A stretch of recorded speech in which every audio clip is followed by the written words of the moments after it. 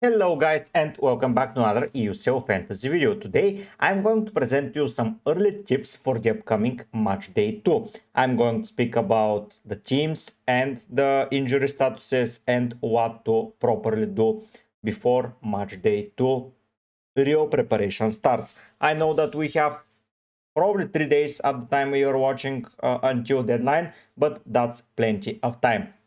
Still, some games are about to be played, so don't rush anything and listen for press conferences and team news. For example, if I made a rush decision and did a transfer early on, I would have been screwed as Raphinha is injured at the moment and I need to take care of him. We will look at the rest of my squad and with the rest of the team how they performed in their respective leagues and what I feel like is going to be happening. About the wildcard draft, it has not changed a lot since I prepared it. But probably on Tuesday's video, I will do a final wildcard there and I'm going to present it to you. And I'm going to say what I believe about it. Limitless for me is out of the question and I don't see it as something that I want to discuss. My team at the moment has only one struggle and that is Raphinha against PSG. We'll have to deal with it somehow.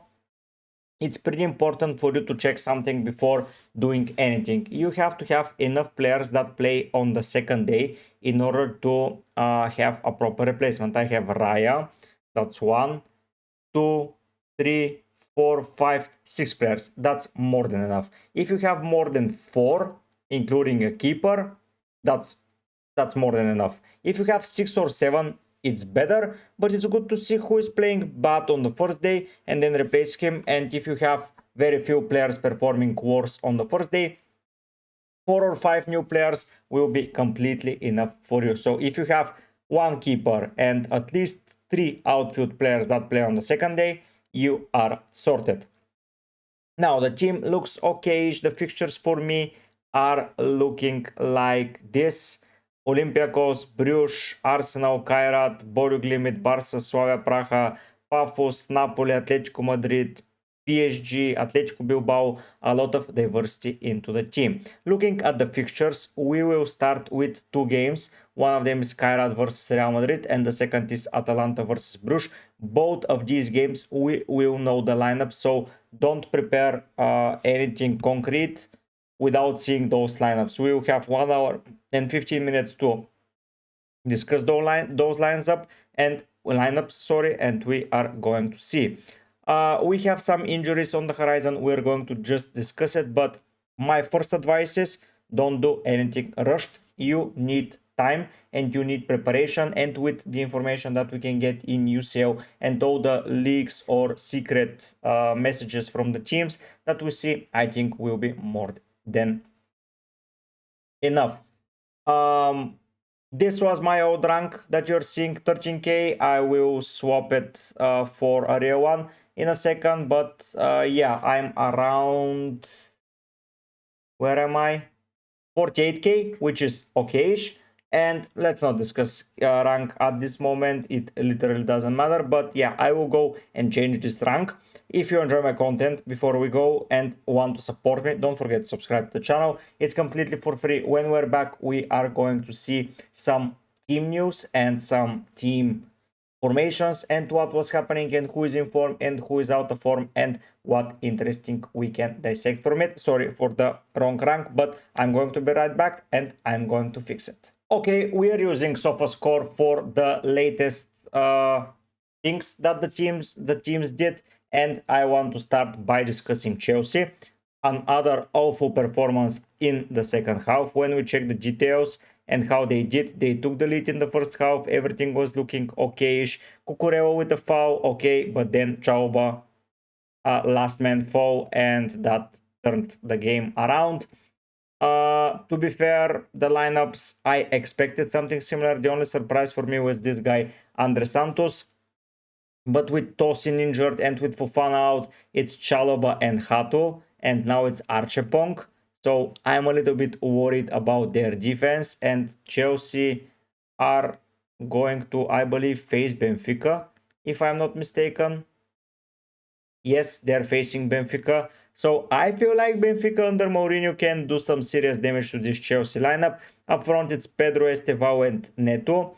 Behind, it's Caicedo and Tenzo. I think those players are nailed. Thankfully, no new injuries, but they have Louis Covey out, Bidishile, Cole Palmer is out.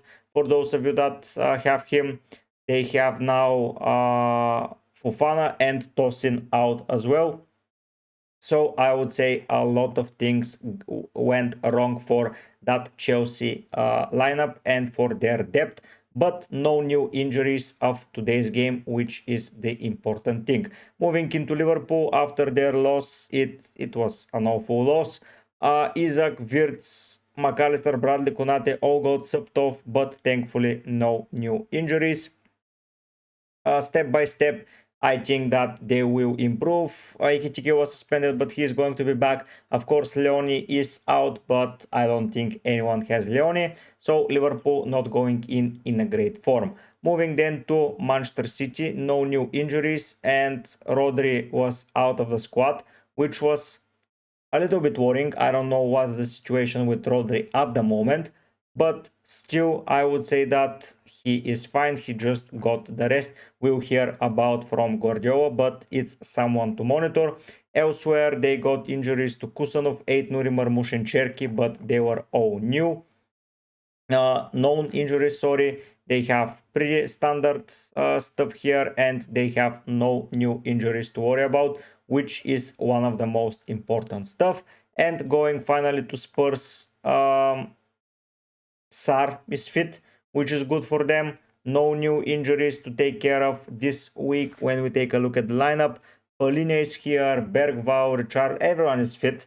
On the everyone, not everyone, but Kouamouani is out. Suanke is out. Bissouma, he doesn't play. Kulusevski is out. Those are the guys that you would mind, but they are all going to be present in the champion. No, they're not going to be present in the Champions League regardless, and I don't think any of you have them. So I think the Spurs lineup looks alright. Looking at Juve versus Atalanta, both teams are UCL representative. No new injuries, that's good. Red card for Atalanta, but who cares about those red cards in the league? When we take a look at the injuries, it's Milik. It doesn't matter for you. And here it is a lot of injuries. Ederson is here. No, Ederson is out, but I don't think you have any of those guys. De Ketelaere, did he play? No, De Ketelaere didn't play, which was a little bit worrying. So yeah, De Ketelaere is not fit, which it's not good. He and Zalewski are both out, and Ederson, that's a lot of people that are out. No, neither of them has returned. Oh, the Ketelaere is here. Sorry, I missed the Ketelaere. But yeah, Zalewski is not here. Hien is not here. So they have several injuries to discuss. Karneski was man of the match with 9 saves. Brilliant performance. If he can replicate this in UCL, more the better. Looking at the Inter lineup as well, I don't see any new injuries. A lot of rotations here. Dumfries got a rest and then he got in together with DiMarco. So that's a good thing. Jan Zomer got a rest with Martinez playing here. The defense, Acerbi got another rest. Where is Acerbi? Oh, here he is. Yeah, I think that Dumfries is safe for the league. Thuram with an awful performance, but you wouldn't care about this. Moving into Spain, it's Real versus Atleti. And here, apart from the annihilation from Atleti, Real got an injury. It is, of course, Militao going out for Asensio. It's tough. They don't have a right back for UCL as Trent is injured and Carvajal is suspended. Rudiger is out. Now Militao is going to be out. So it's Asensio and Hausen in the middle. Probably Valverde on the right. I don't know if it's going to be Carreras on the left. But yeah, they have been looking atrocious in that game. From Atleti's perspective, no new injury. And looking at their injury list, it's Jimenez and Almada. Almada is still out, I believe. But I don't think any of you have any Spurs assets. Villarreal versus Atleti is a game between two UCL clubs. Thankfully, no new injuries. Sadly, Nico Williams didn't play once again. He's still out. So he's the biggest omission. Oh no, sorry.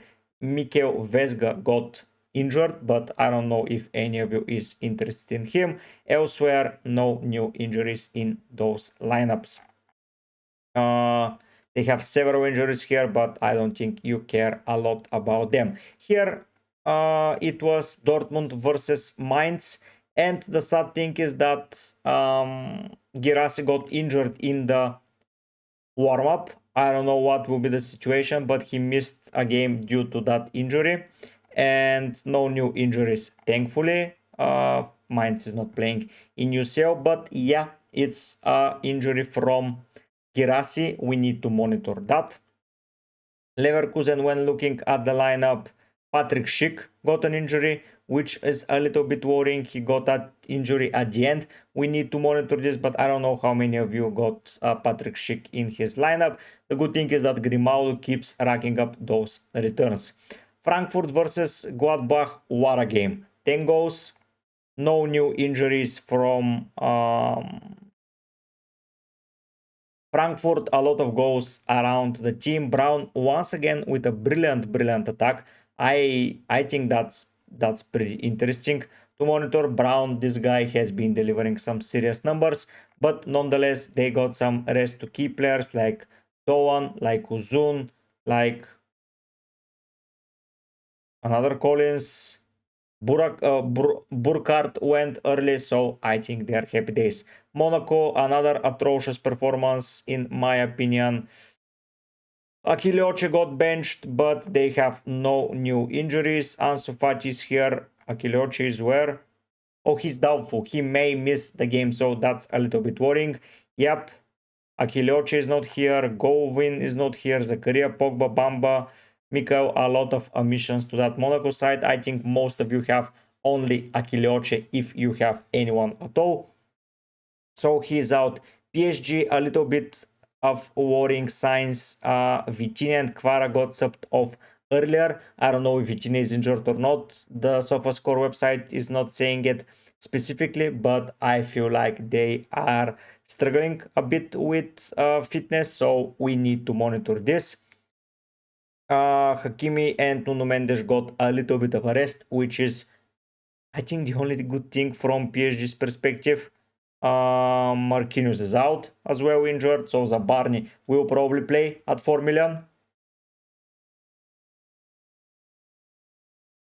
Doe, Neves, Dembele, all are out at the moment.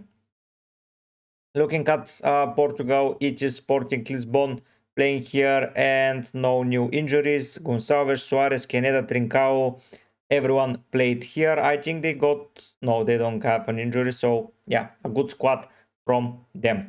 Ajax, when looking at them, no new injuries, which is good. They don't have anyone injured at the moment. PSV have Van Bommel injured and now Ricardo Pepi is injured. So I think, and Edine is injured. So 2 new injuries for PSV. I think they are a team to target and they are facing against Leverkusen. So I think Leverkusen will have it easy their way. When we take a look at the Greek league, it is about Olympiacos. Here, I think Rodinei got a rest. Yes, he's fit, but he got a rest. Gelson Martinez got a rest, to be fair. But someone like Okabi, Chiquinho, Pudens, they all played. But I still believe that Rodinei will play. Scottish, no one were interesting. Serbian, none. Championship, none. Who were missing? As a league, Netherlands, no. Turkey, Austrian league, no. We don't mind it. China, Colombia, Chile, Poland, no. I think we got all of the leagues that we care about. Those are the Saturday fixtures. We go back to Friday, and on Friday we had Bayern versus Bremen. A very nice performance by, what the hell happened? Okay. Lineups, no new injuries, which is good. Rotation for all of the important players. They got their rest at the exact time that they needed it, which is always good to see. Let me just refresh, and I don't know what happened with the website. Marseille played that day as well. They got some rest to some key players like Greenwood didn't play. If we take a look at who didn't play else, Pavard got a little bit of rest. Palmieri got a little bit of a rest, so I think it's good to see. No new injuries, and they are looking okay. And Benfica, good team now. I think they will be playing better and better with time. Sudakov and especially Pavlidis with Mourinho in the driving seat. I think Pavlidis is a great asset to own at the moment, and I'm really envious to people that started with him. If I knew that the manager was going to be fired and Mourinho was going to be their new manager, I wouldn't have started without Pavlidis. This guy will score a lot of goals. He is just playing amazingly well at the start. If you take a look, he scored against Gil Vicente, then against AVS, then against Karabakh, then against Santa Clara. He has been scoring some goals for fun, and I really envy those that started with him. Nothing too exciting, no new injuries, which is pretty important to say. Galatasaray, Mario Icardi got them the victory. Eumali played as a fullback. No new injuries from them as well. And taking a look at Belgian Pro League, I think that they're just not playing. So yeah, that's all the information that we needed for now. And of course from Barca, we have the sad news of, let me just showcase it to you. It's Raphinha who got injured and Juan Garcia got injured as well. That's pretty sad. Both of them will be out for the PSG game, so we'll have to take care of them as well. Looking at my team now and coming back to it, I think that the things that I need to monitor is who starts for Real Madrid. That's pretty important for me. I have Mbappe and Hausen. I think they play, so I'm not going to touch anything there. Probably Raphinha is going to be out of my team, and probably Girassi. I don't want to deal with an injury. And here the choice is easy for me. I would probably pick Erling Haaland. He will face a struggling Monaco side, and I don't want to miss on that. And I have 7 million to finalize my team. And I think that someone of the ranks of Anguissa is someone that I want to take in. And yeah, be prepared for. And now rises the question, how will I afford a Barcelona player in Matchday 3? Which is an interesting question and I don't have an answer to. If we sell Ulize, I can get Raphinha, but is Raphinha going to be fit? I think we will know if Raphinha is going to be fit. Elsewhere, I will have to sell 2 people, and those 2 people will have to cost a little bit of money, because I cannot say Pedro Gonçalves and Chanuzun and get someone for 2.5 million. So that's going to be tricky. I don't know where the money will be coming from, but I will have to think of something, because I'm not playing without a Barcelona asset. I think that in Matchday 3 Barcelona assets will be a necessity. That's why I'm a little bit contemplating going for Haaland, but Haaland has been in amazing form and he faces some struggling defensive sides in the next couple of weeks, so it's going to be interesting to monitor, and I think that Haaland will be a real necessity in my team. Of course, someone like Phil Foden makes sense to be picked. He got 9 points against Napoli, player of the match. I think that he can be back, so this would mean that I can just sell Raphinha for Foden, and that's good. And then I can just sell in game week Matchday 3, I can sell Pedro Gonçalves and Raphinha and get someone like Yamal who will be fit. And then for 5.5 I will go and pick someone like Koch. This is an option. I have him here, which is good. I want to check forwards and go for 5.5. Burkhardt, but not doubling up. Let me check. Rodriguez, Wahi, Jorginho, Charm, Poco, Satpaev, Hoch, Tankovic. Not a lot of exciting options, to be fair. So it will be tough. Skeldrup might be an option. But yeah, I'm not a fan of this. So even if I go with Foden, I will still have to find a way to afford Yamal, which is going to be tough. So yeah, probably I'm going to survive this week with clearing and clearing, and I would probably go with Erling Haaland here, and I would probably go with Anguissa, and then I would probably look to sell someone like Mbappe in match day 3 against Juve. I don't know if I will need him, and sell this and this and get Yamal and whoever I can get. I can even keep Gonçalves because he will play Marseille, and I can sell Chanuzun, and I can get Yamal and a 7 million. I don't know who is a good 7 million, but someone will emerge. 7 million forward. Maybe Rashford. I don't know. We'll see the lineups, but yeah, Thuram is expensive. If I go for that move, yeah, we'll have options. But yeah, I might not deal at all with the shenanigans around Girassi, because yeah, there are rumors that he will be fit, but probably I would be hesitant to play him because he might not play full 90 minutes, even though it's Atletico Bilbao. I think that here and here are the two moves that I'll be making. Of course, we still have Napoli to watch. Barcelona are going to play tomorrow. From my team, anyone else that plays tomorrow? No, everyone else survived fit. So yeah, we'll monitor and we'll check Real Madrid's lineup. Of course, the easy transfer is Raphinha to Vini for 1 week.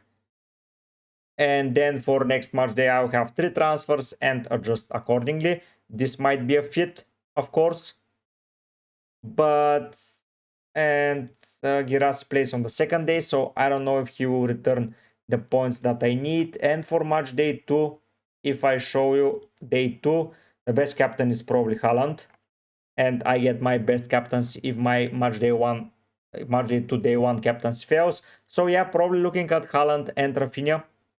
And Zambo Anguissa. Let's see how it goes.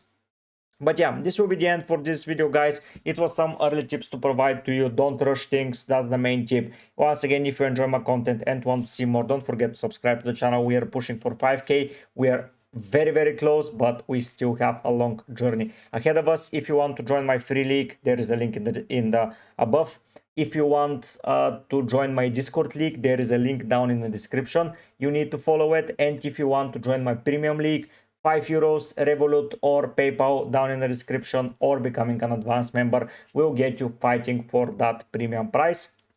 Of course, it's for you to decide if you want it or not. This is going to be it, guys. Tomorrow we are going to see my team selection with everything defended at how I see them play and how I see them pan out. I think I'll be more than happy to keep the rest of my team. Pedro Gonçalves was going to leave my team, but now with Girassi and Raphinha probably out, he might survive longer than expected, but it is what it is. He's back fit, and I hope for him to score against the Napoli side. Even though it's away, it's without Di Lorenzo and without Buongiorno, but we'll discuss that tomorrow when we see how Napoli and Barcelona play, and we are going to see what we need. Once again, thanks so much for watching, but for now, guys, I'll be heading out. Bye!